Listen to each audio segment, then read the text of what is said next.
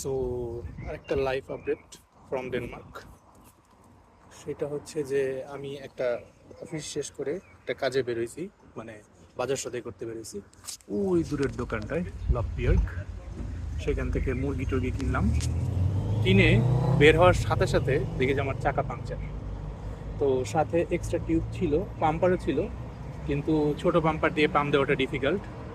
এই জন্য হঠাৎ করে মনে হলো এখানে এই শপটা আছে, এটার নাম হচ্ছে ফ্রি বাইক শপ।